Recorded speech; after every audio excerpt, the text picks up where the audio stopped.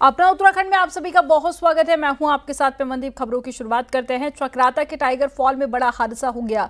यहां पर पहाड़ में पेड़ गिरने से 2 लोगों की मौत हो गई है, जिसमें एक दिल्ली से आई महिला पर्यटक है जबकि दूसरा एक स्थानीय शख्स है।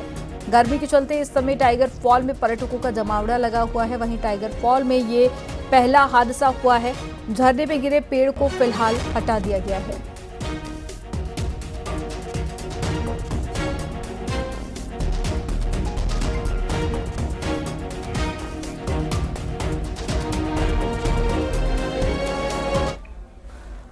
चक्राता से खबर है। यहां पर घूस लेते हुए पटवारी गुलशन हैदर को गिरफ्तार कर लिया गया। विजिलेंस की टीम ने कालसी कार्यालय से गिरफ्तार किया है। उसे रंगे हाथों 2000 रुपए लेते हुए पकड़ा गया, लेकिन पटवारी ने नोटों को चबाकर निगल लिया, जिसके बाद में मेडिकल टीम को बुलाया गया, फिर उसे अस्पताल पहुंचाया गया। आरोपी पटवारी खतौनी में नाम परिवर्तन के एवज में घूस ले रहा था। वहीं पटवारी का अल्ट्रासाउंड भी कराया गया था। हालांकि अल्ट्रासाउंड में कुछ भी नहीं निकला है और फिलहाल पुलिस पूरे मामले को लेकर जांच पड़ताल कर रही है।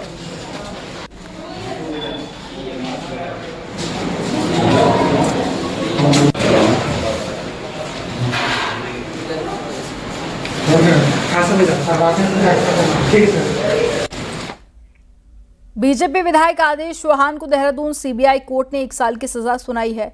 दरअसल पुलिस कस्टडी में विधायक ने भतीजी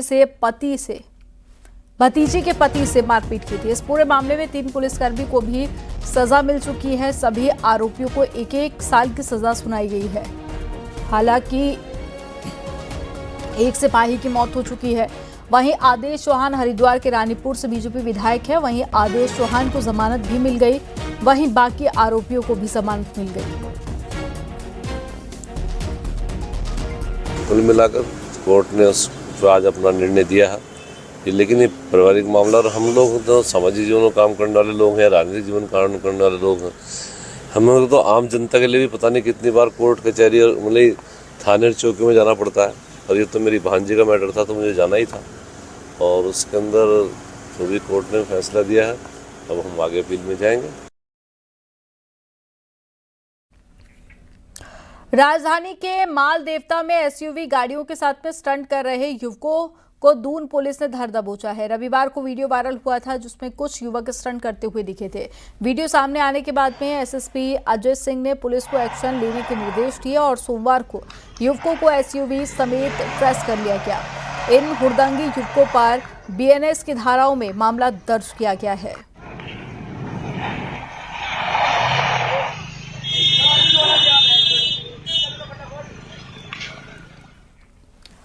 राज्य सूचना आयोग ने सूचना का अधिकार अधिनियम के तहत जानकारी छुपाने और गलत सूचना देने के मामले में बड़ी कार्रवाई की है। राज्य सूचना आयुक्त योगेश भट्ट के आदेश पर सितारगंज की ग्राम पंचायत विकास अधिकारी मीनू आर्य को सस्पेंड कर दिया गया। इसके अलावा 25,000 रुपए का जुर्माना भी लगाया गया। मीनू आर्य ने याचिकाकर्ता को साल भर से डॉक्यूमेंट न देकर गुमराह किया था। ऐसे में आरटीआई के एक अन्य मामले में खंड शिक्षा अधिकारी कार्यालय खानपुर में तैनात मुख्य प्रशासनिक अधिकारी भास्करानंद पंत पर भी 25,000 रुपए का अर्थदंड लगाया गया था। और भास्करानंद पंत आरटीआई में गलत सूचना दे रहे थे और अपील के बावजूद भी अपील करने वाले को सही सूचना नहीं दी गई।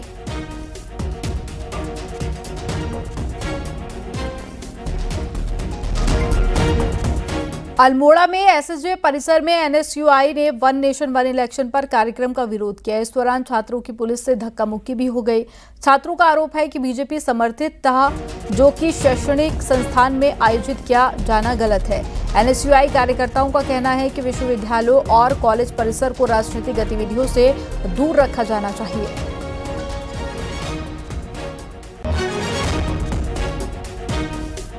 नेत्री कार्यक्रम है, जिसमें भाजपा के यहाँ पर हमारे समस्त अल्मोड़ा के और इससे बाहर के सभी कार्यकर्ता लोग यहाँ पर मौजूद हैं। एचओडी से पूछने के बाद जब हमने पूछा गया कि कार्यक्रम की परमिशन आप हमें दे दीजिए, उन्होंने हमें कार्यक्रम की परमिशन दी थी, जिसके विरोध में हम सभी लोग एनएसयूआई द्वारा यहाँ विरोध प्रदर्शन किया गया। नैनीताल पालिका के ईओ विनोद जीना को डीएम ने जमकर फटकार लगाई है। दरअसल डीएम वंदना सिंह मानस खंड के कामों को देखने के लिए पहुंची, लेकिन आधे अधूरे काम के बीच में अवैध तौर पर कई रेहड़ी पटरी दुकानें दिखी। तो वहीं डीएम ने इसका कारण भी पूछा, लेकिन पालिका ईओ कोई जवाब नहीं दे सके, जिसके बाद में डीएम ने जमकर क्लास ली और कहा कि बाहरी लोगों को पालिका यहां पर फट लगाने के लिए बसा रही है और डीएम ने ईओ पालिका से अवैध तौर पर दुकानें लगा रहे लोगों पर केस करने को कहा है। इस दौरान तोड़फोड़ का पैसा वसूलने का भी निर्देश दिया गया और नहीं तो पालिका के खिलाफ कार्रवाई की जाएगी। लोग हैं उनको पालिका के माध्यम से आई कार्ड और ड्रेस कोड वगैरह तय किया जाना था, जिसमें काफ़ी समय से पालिका में ये लंबित पड़ा हुआ है। उसके लिए अधिकारियों को हमने कहा कि ऑथराइज्ड लोगों को प्रॉपर तरीके से जो चीज़ें व्यवस्था करी जानी है आई कार्ड की वो करवाएं। इसके अलावा कुछ अनधिकृत रूप से भी लग रहे हैं, जिनको वहाँ पर ना ही सत्यापित किया गया है ना चिन्हीकरण किया गया है। पिथौरागढ़ सिटी और उससे सटे इलाकों की प्यास बुझाने वाली आंवला घाट पेयजल योजना में कई खामियां मिली हैं। डीएम ने निरीक्षण के दौरान पाया कि पेयजल योजना में जहां पर बिजली सप्लाई में दिक्कत है, तो वहीं पंपों में भी कई खामियां मिली हैं। इन कमियों के चलते पेयजल योजना क्षमता के मुताबिक पानी लिफ्ट नहीं कर पा रही है। ऐसे में अब कुछ कमियों को जहां जिला स्तर पर दूर किया जा रहा है, तो वहीं पर कुछ के लिए शासन से भी गुहार लगाई जा रही है। आंवला घाट पेयजल योजना 100 करोड़ की लागत से बनी है और फिर भी ये मांग के अनुरूप सप्लाई नहीं दे पा रही है।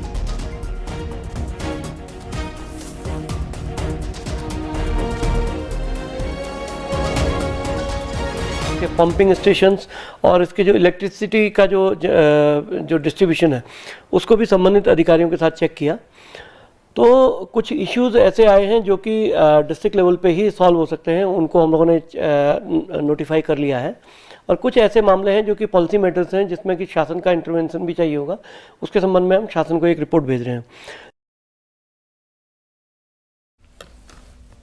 पिथौरागढ़ की गौरीगंगा नदी पर प्रस्तावित 120 मेगावाट क्षमता वाली सरकारी जल विद्युत परियोजना को केंद्रीय वन सलाहकार समिति ने सैद्धांतिक मंजूरी दे दी है।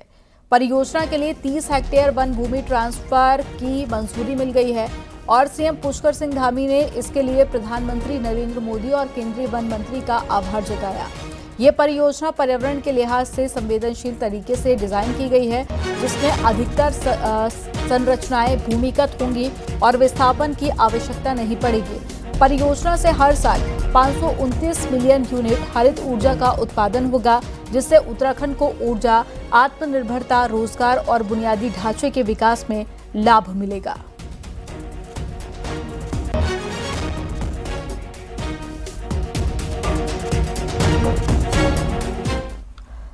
सीएम पुष्कर सिंह धामी ने सोमवार को मालन नदी पर बने पुल का वर्चुअली उद्घाटन किया और इसी के साथ में पुल को पूरी तरह से गाड़ियों की आवाजाही के लिए खोल दिया गया। 27 करोड़ की लागत से तैयार हुए इस पुल से कोटद्वार भावर क्षेत्र की बड़ी आबादी को फायदा होगा। वहीं पुल के उद्घाटन पर सीएम धामी ने कहा कि राज्य में विकास के तेजी से काम किए जा रहे हैं। वहीं सीएम धामी ने यह भी कहा कि कोटद्वार में कई विकास काम हो रहे हैं और जल्द ही यहां की तस्वीर बदलने वाली है। आपको बता दें कि जुलाई 2023 में कोटद्वार का मालन पुल बाढ़ में धराशायी हो गया था।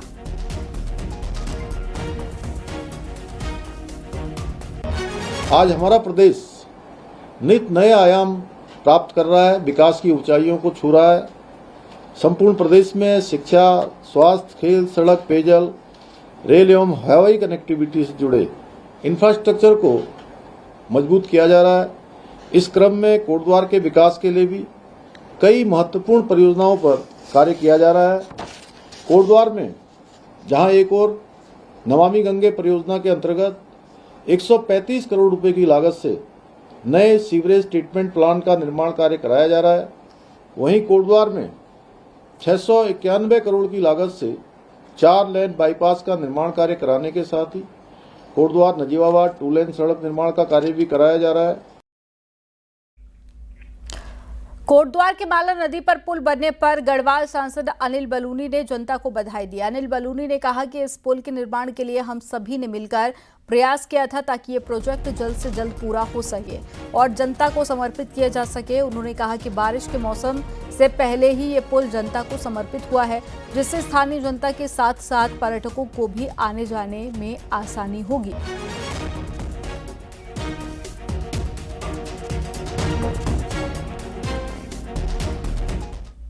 रामनगर में धनगढ़ी और पनोत पुल का निर्माण काम तेजी के साथ में हो रहा है और उम्मीद है कि धनगढ़ी और पनोत पुल का काम सितंबर तक पूरा हो जाएगा।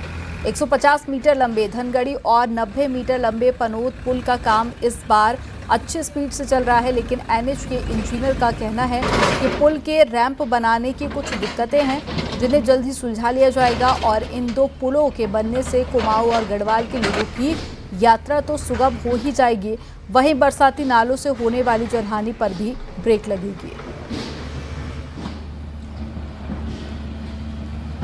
देखिए, थोड़ा बीच में एलिफेंट कॉरिडोर की दिक्कत आई थी, लेकिन 18 माह का समय, सितंबर में यह कार्य जो है पूरा होगा, क्योंकि सितंबर में 18 माह पूरे हो रहे हैं। तो लोकसभा सांसद अनिल बलूनी जी के विशेष प्रयासों से धनगढ़ी और पनोत नाला जो है तैयार होने जा रहा है। बहुत तेजी से कार्य चल रहा है। एलिफेंट कॉरिडोर होने की वजह से इसकी हाइट जो बढ़ी, तो उसके बाद इसका पुनरीक्षित आगरण गया था। जो हमारा इसका जो कॉन्ट्रैक्टर जो अपॉइंटमेंट हुआ है वो पिछले मार्च में हुआ था और इस सितंबर तक का उसका ड्यूरेशन है, तो लगभग 18 महीने का इसका वर्क अवधि है। उत्तराखंड में विधानसभा चुनाव 2027 से पहले नेताओं की एक लंबी फौज अपनी नई पीढ़ी की सियासी एंट्री की तैयारी में जुटी हुई है। ये नेता अपने बेटे बेटियों के लिए 2027 को एक लॉन्चिंग पैड के तौर पर देख रहे हैं। इससे परिवारवाद को लेकर भी बहस तेज हो गई है। आपको रिपोर्ट दिखाते हैं।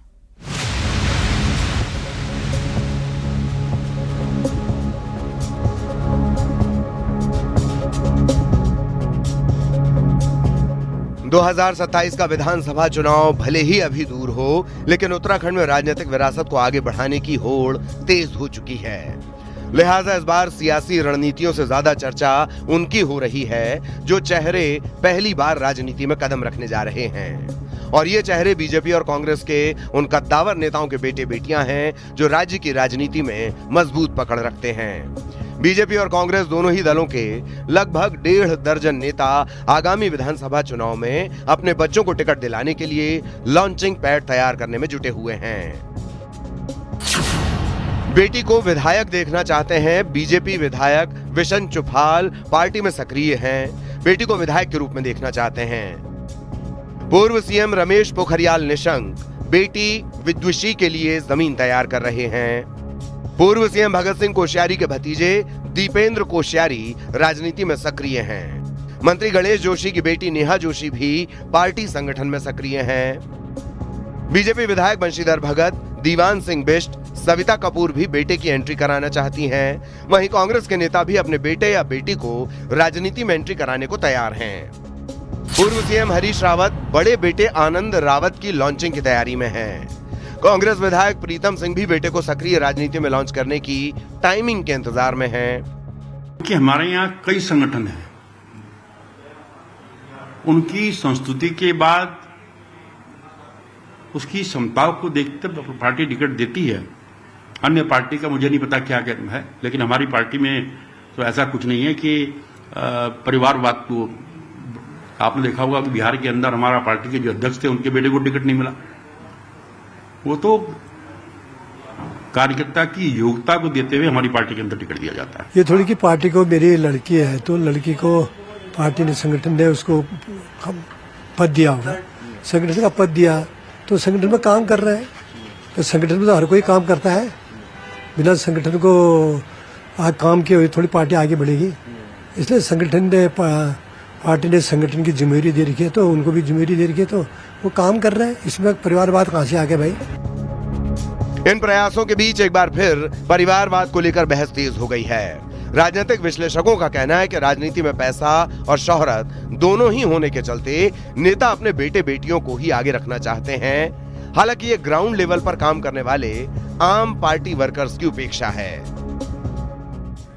देखिए, राजनीति में परिवारवाद की आप जितनी भी आलोचना करो, सभी जगह हर पार्टी में, केवल कम्युनिस्ट पार्टियों के अलावा बाकी सभी पार्टियों में, कांग्रेस हो, बीजेपी हो या दूसरी पार्टियां हो, सब अपने बेटे बेटियों को लगाती हैं आगे। उसके कारण ये है कि राजनीति ऐसा कमाऊ व्यवसाय है, उसमें दिन दूनी रात का चौगुनी आपकी संपत्ति भी बढ़ती है, दूसरा उसमें शोहरत भी आपको होती है। उत्तराखंड के परिप्रेक्ष्य में भी ये बात अब देखने को मिल रही है कि 25 साल के उत्तराखंड में अब जो राजनीतिक परिवारवाद है वो बहुत ज्यादा बढ़ता जा रहा है। जितने भी स्थापित नेता हैं, वो चाहे वो बीजेपी के हों, चाहे कांग्रेस के हों या चाहे क्षेत्रीय दलों के हों, वो नए नेतृत्व को डेवलप करने की बजाय जो है अपने रिश्तेदार या अपने परिवार के लोगों पे ही ज्यादा फोकस कर रहे हैं।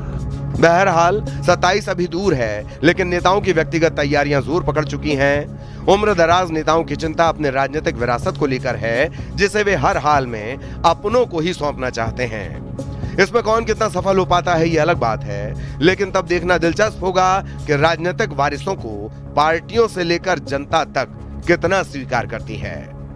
न्यूज़ 18 के लिए देहरादून से सुनील नवप्रभात की रिपोर्ट।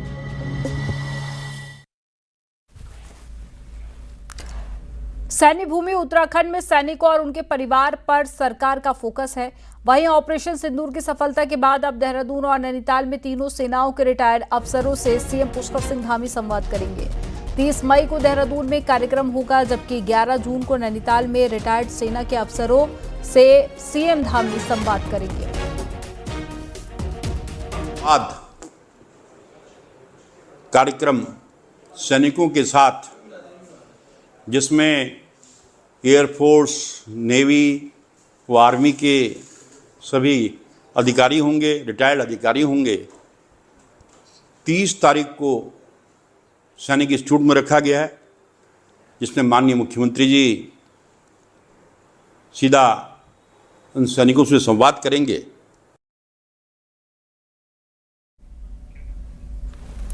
खेलों को बढ़ावा देने के लिए खेल विभाग खिलाड़ियों को कई सुविधाएं देने जा रहा है, लेकिन इसके लिए खिलाड़ियों को फीस देनी होगी। क्या है ये पूरा मामला, आपको रिपोर्ट में दिखाते हैं।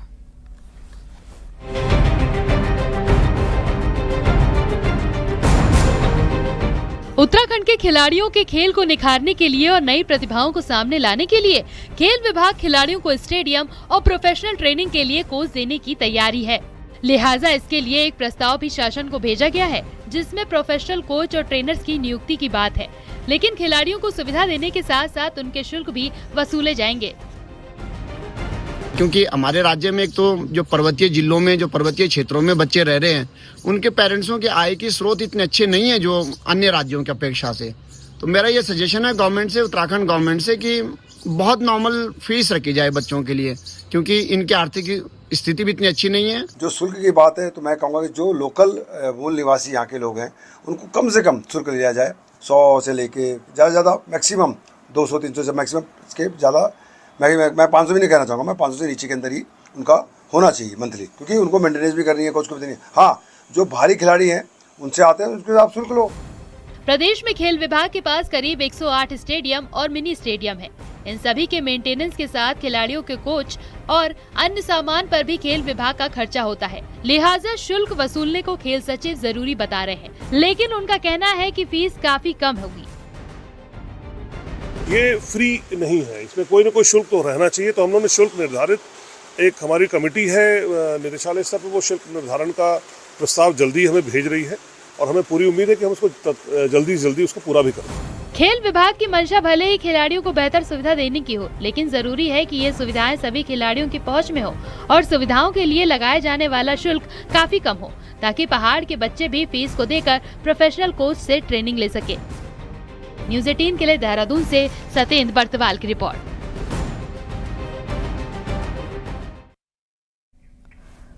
अगले महीने शुरू होने वाली कैलाश मानसरोवर यात्रा पर सियासत शुरू हो गई है। मंगलवार को कांग्रेस नेता हरीश रावत आदि कैलाश पहुंच रहे हैं और हरीश रावत का आरोप है कि चीन के दबाव में बीजेपी ने उत्तराखंड की यात्रा को सिक्किम डाइवर्ट किया है। तो वहीं बीजेपी इस पर राजनीति न करने की सलाह दे रही है। आपको रिपोर्ट दिखाते हैं।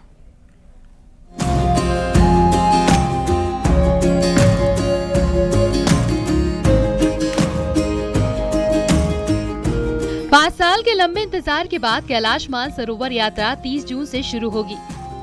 लेकिन भारत चीन के उत्तराखंड रूट से होने वाली यात्रा पर राजनीति शुरू हो गई है। मंगलवार को कांग्रेस नेता हरीश रावत यात्रा रूट से होते हुए आदि कैलाश पहुंचेंगे, तो बुधवार को ओम पर्वत के दर्शन करेंगे।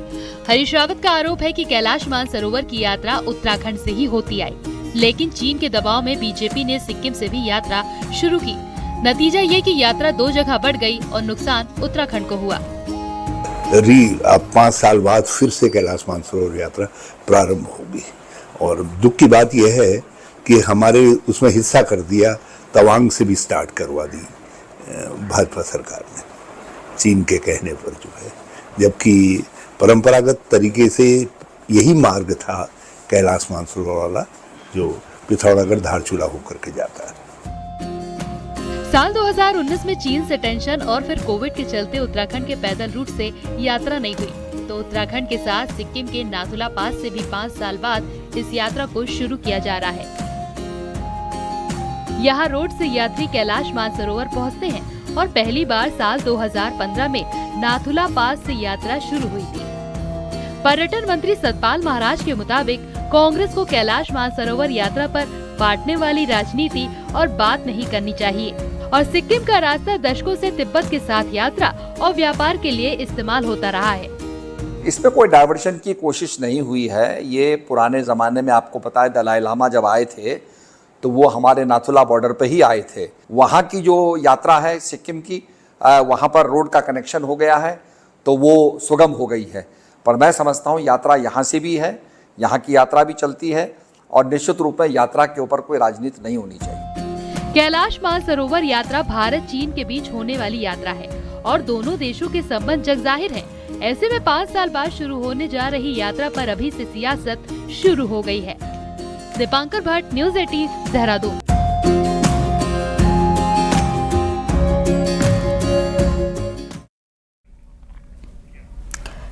केदारनाथ धाम में श्रद्धालुओं का सैलाब उमड़ रहा है। अब तक 5,51,000 से ज्यादा भक्तों ने बाबा केदार के दर्शन किए हैं। रविवार को केदारनाथ धाम में 23,574 भक्तों ने बाबा केदार के दर्शन किए। वहीं धीरे धीरे चार धाम में यात्रियों की संख्या लगातार बढ़ रही है और उम्मीद जताई जा रही है कि इस बार की यात्रा पिछले सारे रिकॉर्ड तोड़कर नया कीर्तिमान बनाएगी।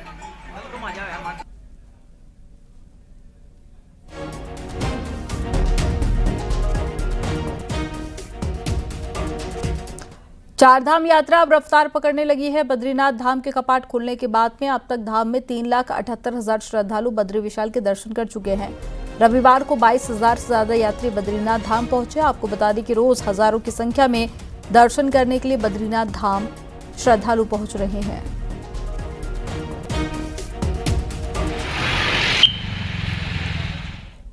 उत्तरकाशी में गंगोत्री यमुनोत्री धाम में अब तक 4,84,000 से ज्यादा यात्री दर्शन कर चुके हैं। यमुनोत्री धाम में सबसे ज्यादा 2,50,000 से ज्यादा यात्री दर्शन करने पहुंचे, जबकि गंगोत्री धाम में 2,34,000 यात्री दर्शन कर चुके हैं। वहीं चारों धामों में सुविधाओं से यात्री बेहद खुश हैं और सरकार की तारीफ कर रहे हैं।